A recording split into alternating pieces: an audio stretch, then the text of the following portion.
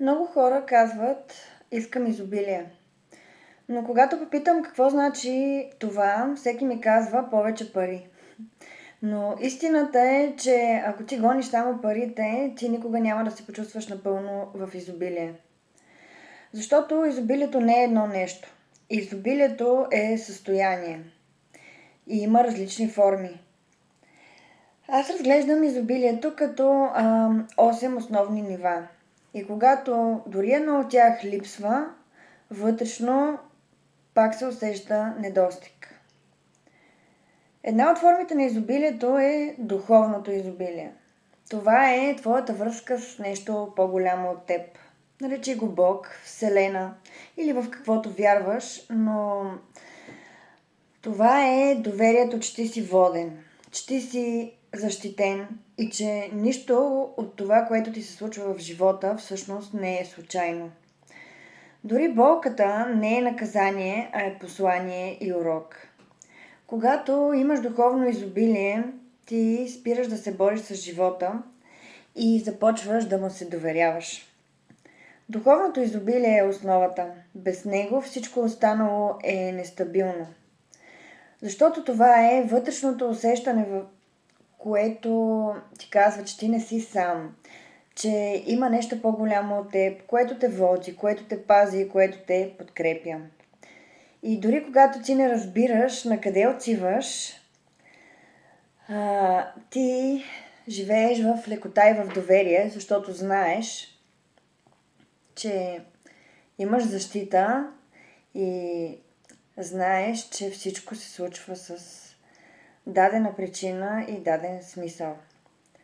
Хората, които са в недостиг, често живеят в страх. Ами ако не стане, ами ако загубя, ако сгреша този път. И когато ти обаче имаш духовно изобилие, ти започваш да вярваш, че дори да паднеш, това е част от пътя ти и това ще ти даде силата да продължиш напред, още по-можеш, още по-знаеш, още по-мъдър. И започваш да виждаш смисъла там, където преди си виждал отчаяние. Например, случвало ли ти се нещо да се разпадне и след време ти да осъзнаеш, че това всъщност е било най-доброто нещо за теб, което е могло да ти се случи. Това е духовното изобилие. Да имаш доверие преди да имаш доказателство. Имах една клиентка, която постоянно живееше в страх. Постоянно контролираше всичко и анализираше. Това е защитен механизъм. Но знаете ли какво ми каза тази клиентка? Ако пусна контрола, всичко ще се разпадне. Но истината беше точно обратната. Животът ти беше блокиран, защото не се доверяваше. И когато започнахме да работим с тази насока, да допуска мисълта, че може би има нещо по-голямо, някакъв по-голям план за събитията в живота и за нещата, които се случват, нещата започнаха да се подреждат в живота им. Защото отново възвърнахме доверието в самата нея и в смисъла на всичко това. И в това божествено водачество. Контролът не е сигурност. Контролът е страх, който е маскиран като сигурност. Но когато ти не вярваш на живота, ти постоянно си в борба с него. А доверието не идва след доказателство. Доверието идва преди него, идва отвътре. Втората форма на изобилие е физическото изобилие. Това е твоето тяло, твоята енергия, твоята жизненост. Защото ти можеш да имаш пари, но ако нямаш енергия, да станеш от леглото, да се зарадваш на деня си, да свършиш задачите си с ентусиазъм, това не е изобилие. Истинското изобилие е да имаш здраво тяло, което ти служи, което ти позволява да живееш, в щастие, в енергия. И за съжаление много хора пренебрегват тялото си, докато то не започне да се обажда с разни болешки, не започне да говори.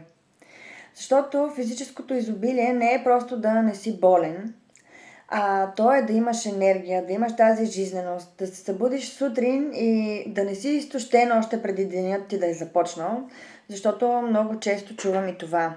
Дори аз самата съм била в такъв период, когато още със ставането аз чувствам умора и липса на жизнена енергия. Защото замисли се, че ако утре имаш 1 милион в банковата си сметка, но нямаш здраве, ти ще можеш ли да се радваш на тези пари? И тялото ни е един храм. Тялото ни е нашия дом тук на тази земя и е изключително важно ние да му обръщаме внимание и да го поддържаме здраво, жизнено и енергично. Защото така ще можем да творим още повече и да се радваме на това, което постигаме.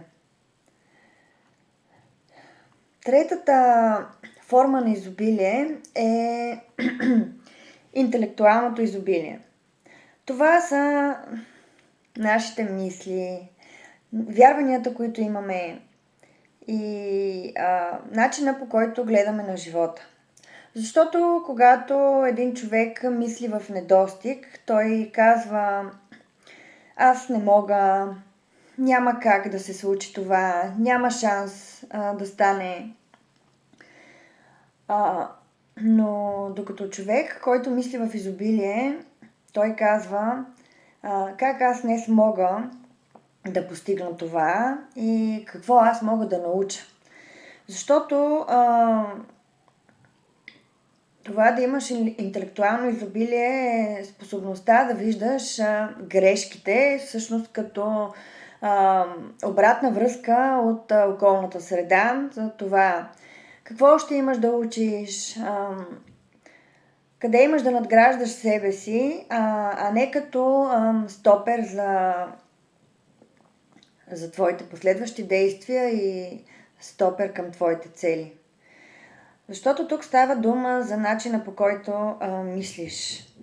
Защото двама човека могат да имат една и съща ситуация и да създадат една напълно различна реалност от тази ситуация, заради вярванията, които имат в главата си. Ако ти вярваш, че няма възможности, че това за теб е невъзможно, ти няма да виждаш тези възможности и това за теб ще си остане невъзможно. Но ако вярваш, че светът е опасно място и ти постоянно ще живееш в защита, не в създаване и в градеж. Защото човек с изобилно мислене пита себе си: аз какво мога да науча от тази ситуация, в която съм в момента. А човека в недостиг пита: защо отново на мен? С какво съм го заслужил? И интелектуалното изобилие е гъвкавостта на мозъка, да можеш да смениш гледната си точка, да можеш да се адаптираш. Защото е много важно ние да можем да се адаптираме във всяка една ситуация, да вземем поуките от нея и да си извадиме тези изводи за това къде действията, които съм направил,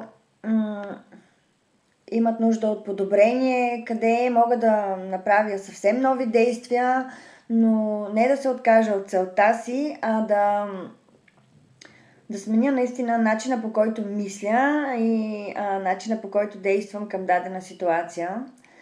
Защото е хубаво да знаем, че не ситуациите определят живота ни, а нашата интерпретация за тези ситуации. И че нашите вярвания са като един филтър, през който ние виждаме реалността. И когато ти мислиш като човек в недостиг, ти ще и живееш като такъв. Но когато мислиш изобилно, ти ще виждаш възможности около теб навсякъде и ще търсиш решения и ще намираш тези решения, защото ти имаш изобилно мислене. Следващото направление на изобилието за мен е емоционалното изобилие. Това е способността ни да бъдем благодарни. Това е нашия вътрешен свят. Да можем да изпитваме благодарност, дори когато не всичко е перфектно. Да фокусираме себе си върху това, което ние имаме в живота си и върху малките неща и наистина да чувстваме тази благодарност вътре в нас и да сме радостни и щастливи от това, че ние имаме семейство, приятели, здраве, покрив над главата си и не просто да сме постоянно фокусирани върху тези липси, върху това, което искаме да постигнем и още е далеч в живота ни, защото това ни вкарва в една ниска енергия. Докато когато фокусираме себе си върху това какво аз вече имам и започнем да ценим това, което имаме, създаваме една по-положителна вибрация и привличаме още неща, за които да сме благодарни в живота ни. Емоционалното изобилие означава да не си роб на емоциите си, да можеш да разбираш своите емоции, да ги приемаш и да ги управляваш. Не да се оставяш емоциите ти да те контролират, теб, действията ти и живота ти. Защото истината е, че когато вътре в теб има хаос, няма нещо отвън, което да компенсира този хаос. Каквото и да се случва, ти просто не можеш да се отпуснеш и не можеш да бъдеш щастлив. Защото емоционалното изобилие всъщност е едно от най-подценяваните нива на изобилие. Защото много хора бягат от емоциите си или пък се давят в тях. Но тук в тази форма на изобилие то е баланс. Да можеш да почувстваш всичко без да губиш себе си. Не да потискаш болката си, но и да ни позволяваш тя да те управлява. Защото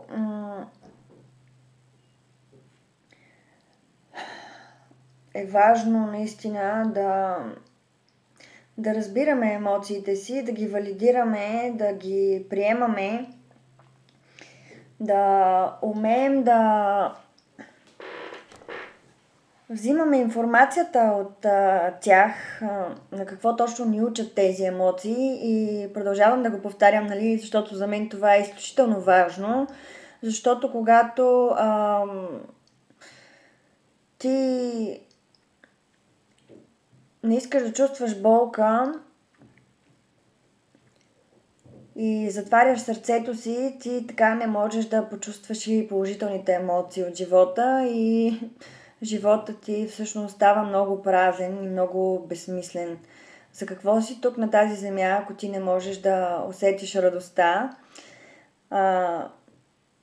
и да се порадваш на хубавите неща от живота, да обичаш истински и да си благодарен за това, което имаш. Защото това, че ние не искаме да чувстваме болезнените моменти и изграждаме защити, за да затъпим тези наши емоции, довежда до там, че ставаме безчувствени и не можем да се порадваме и на красивите емоции, които всъщност са ни дадени. Защото една потисната емоция, тя не изчезва, а тя се натрупа вътре в тялото и тези негативни пък емоции, които потискаме, а, доста често могат да излязнат от липса на контрол и да ескалират точно в някаква неподходяща пък ситуация. И е хубаво да знаем, че колкото повече бягаме от себе си, толкова повече се губим.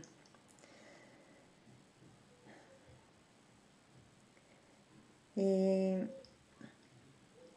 затова е важно да валидираме емоциите си, всичките емоции, не само да си мислим, че хубавите емоции искаме, пък да се опитваме да избягваме отрицателните, защото, както казах, така ставаме по-безчувствени, дори за положителните емоции. Следващото направление на изобилието е това да имаш изобилие от време, в смисъл да разполагаш със своето време. Защото това е нещо, което масово липсва и забелязвам при своите клиенти. И в околната си среда също така. Хората работят, за да имат пари, но нямат време да живеят. Какъв е смисъла, те питам, да имаш всичко, когато нямаш времето да му се насладиш? Защото истинското изобилие е ти да разполагаш с твоето време, а не времето да разполага с теб. И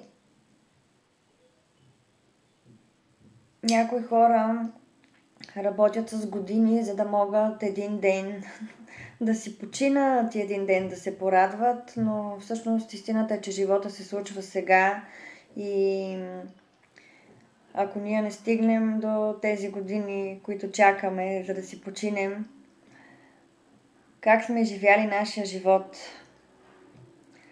И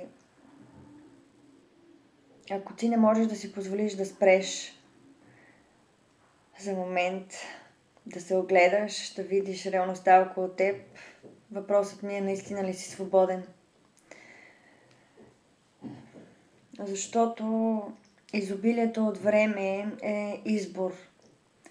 Избор да създадеш един живот, в който имаш пространство, в който отделяш време на любимите за теб хора, на децата си, на приятелите си, на домашния си любимец, време за себе си, време да си починеш, време да се порадваш на красивата природа или на каквото там пълни сърцето ти. Защото сега се сещам за една клиентка, която работи по 12 часа на ден и казва, че прави всичко за семейството си. Но съответно тя няма време за нейното семейство и стигнахме до там, че детето й започна да я избягва и се отчуждиха. И тя ми каза, аз правя всичко за тях, започвам да ги губя. И точно това осъзнаване е ключово, за да се върнеш тук в реалността и да видиш кои всъщност са важните неща и да тръгнеш към тези важни неща, да отделиш време за тях. И това наистина те кара да се чувстваш жив и в изобилие. Защото ако нямаш време, ти всъщност нямаш свобода. Парите могат да се върнат. Когато ти изгубиш дадена сума, можеш отново да я спечелиш по някакъв начин, но времето не можем да си го върнем. И затова е от изключително голямо значение да започнем да си създаваме такова, защото всъщност Вселената е изобилна и ни е дала достатъчно време, с което да разполагаме. Въпросът е ние какво правим с това време и как го разпределяме. Следващото направление на изобилието е изобилието на хора, т.е. на околната среда около теб, на твоите връзки, качеството на твоите връзки. Защото ти можеш да имаш всичко в живота си, но ако си заобиколен от токсичност, от негативни хора, от осъждане, от липса на подкрепа, ти ще се чувстваш празен. Защото когато няма с кой да споделиш своето щастие, когато няма кой да подкрепи теб в твоята болка, ти се чувстваш, колкото и пари да имаш и колкото и материално добре да си, ти се чувстваш в липса. В липса на изобилие, липса на подкрепа, липса на любов. И тук изобилието в тази му форма е в наистина качествени връзки, наистина хора, които да те подкрепят, които да се радват за теб, които да се радват на твоите успехи, да желаят твоето развитие и твоето добро. Хора, които да те подкрепят както в щастливите, така и в трудните моменти. Изобилието тук е в едно усещане за принадлежност към дадена група. Защото ние сме социални същества и нашата среда или ни издига, или ни дърпа надолу. И за жалост много хора забелязвам, че подценяват това и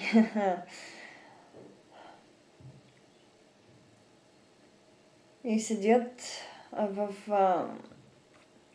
колектив работен, в приятелски отношения или в любовни такива, които всъщност не ги издигат, открадват тяхната енергия и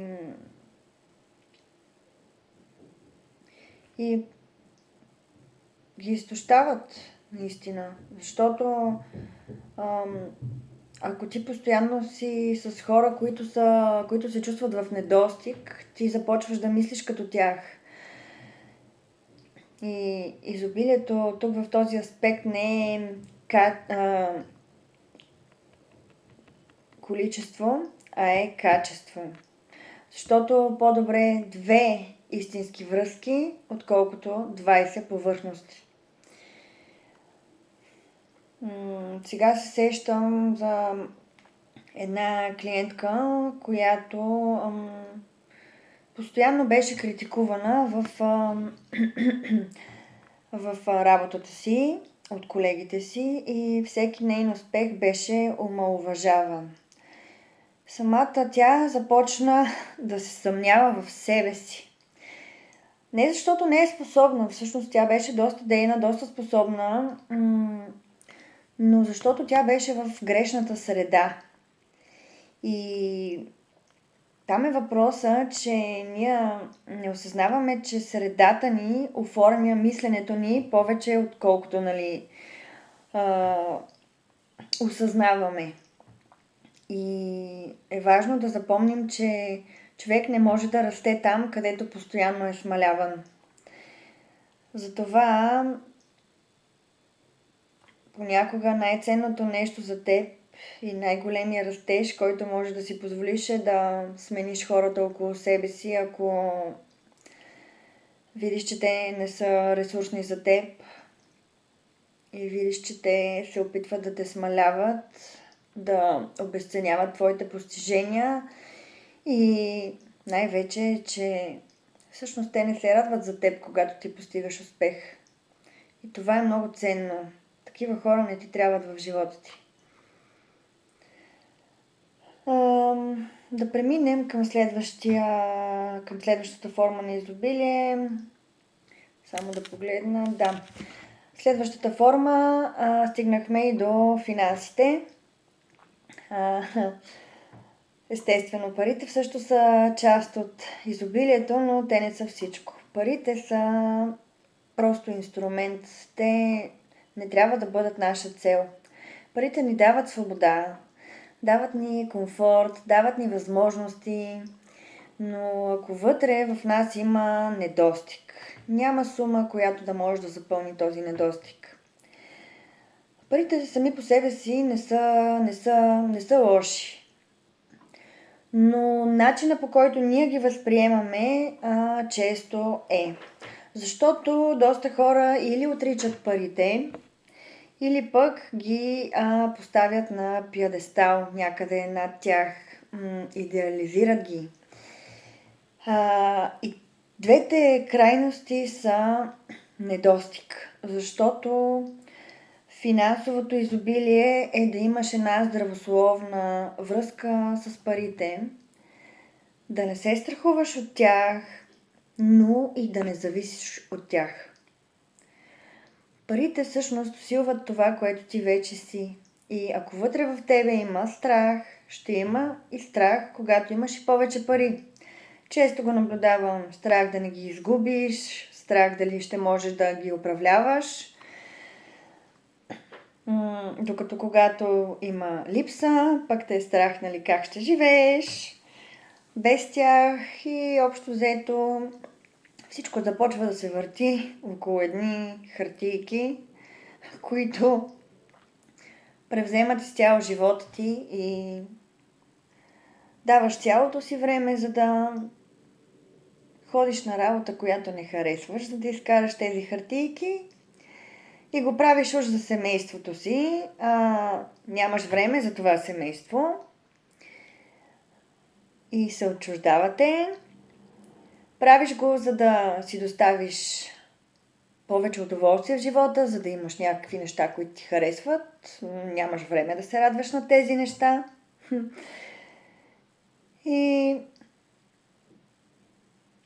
когато обръщаш внимание само и единствено на този аспект, ти губиш изобилието във всичките останали форми и дори да успееш да постигнеш това финансово изобилие, нали, в финансов аспект, което искаш и да имаш много пари, да си много добре материално и да имаш всичко, което поискаш, ако загубиш другите форми на изобилие, които споменах, колко щастлив всъщност ти ще се чувстваш? Там е въпроса.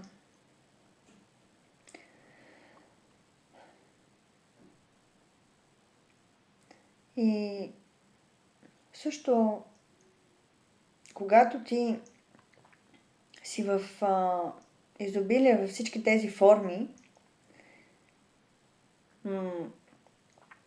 т.е. когато си го създал вече в себе си вътрешно, тогава ти привличаш и финансово такова. Защото то е неизбежно, когато вътрешният ти свят е изобилен, когато ти живееш и мислиш в изобилие, няма как да не започнеш да привличаш и материално такова. И там е ключът да обърнем внимание на всички тези форми на изобилие, вместо да се съсредоточаваме само върху финансовата част. Искам да добавя и още една форма, която за мен е много ценна и много важна. Това да имаме изобилие на смисъл от гледна точка на нашето призвание. То да правиш нещо, което има значение за теб, което те пълни отвътре, а не просто да оцеляваш, а да работиш това, което те кара да усещаш, че живееш с мисия, че има смисъл да правиш тези неща, че те зарежда отвътре и те прави щастлив, без значение а, от финансовата ти цел. Аз, понеже съм учила и бизнес, за бизнес консултант, и когато става въпрос за бизнес, естествено парите са целта. Но тогава ти влизаш в една роля на шеф на дадено предприятие и е нормално да имаш цели поставени с финансите. Но през другото време ти не си постоянно шеф, ти си в ролята на майка или баща, в ролята на човек, на съпруг, на каквато там друга роля се сетиш, и наистина е хубаво да правим разлика между тези неща и между тези роли и нашите цели, да има един баланс между всичко това. И когато наистина обаче ти намериш това свое призвание, тази своя професия, хайде така да го нарека, която да ти дава този смисъл, да те прави щастлив, да станеш с удоволствие и да знаеш, че днеска ще вършиш това, което ти е приятно, а не с едно кофти настроение да тръгнеш към някаква работа, която не ти харесва само за да изкараш въпросните пари.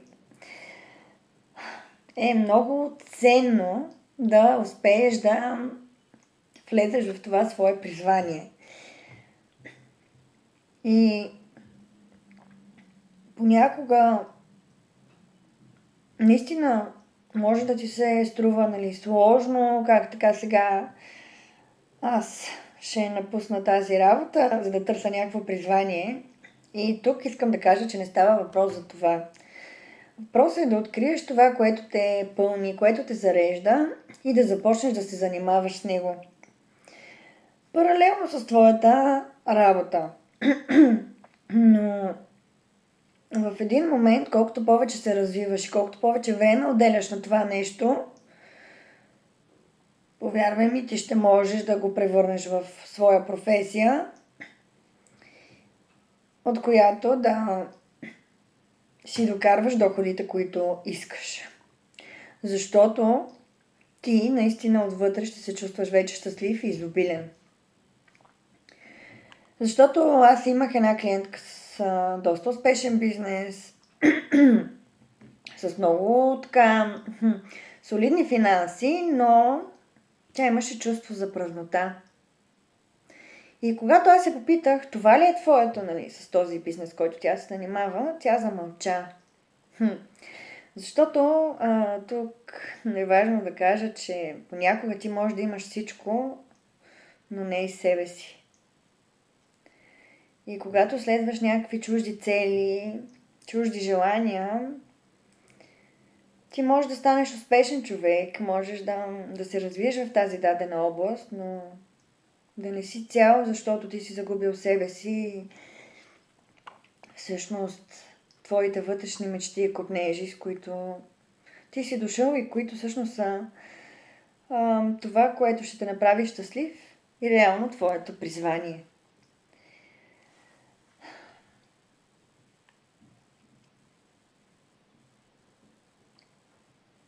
Това бяха всичките форми на изобилие, които за мен са от изключително важно значение да успеем да балансираме.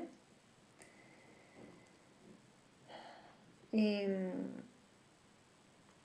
искам да запомниш, че изобилието не е една област, а изобилието е система.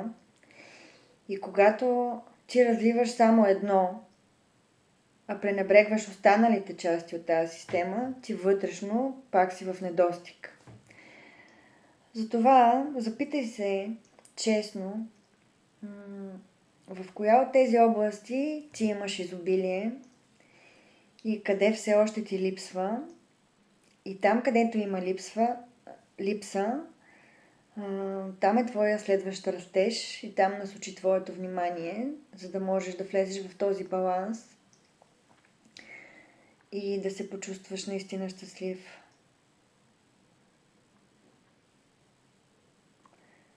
До следващия път. Благодаря ви.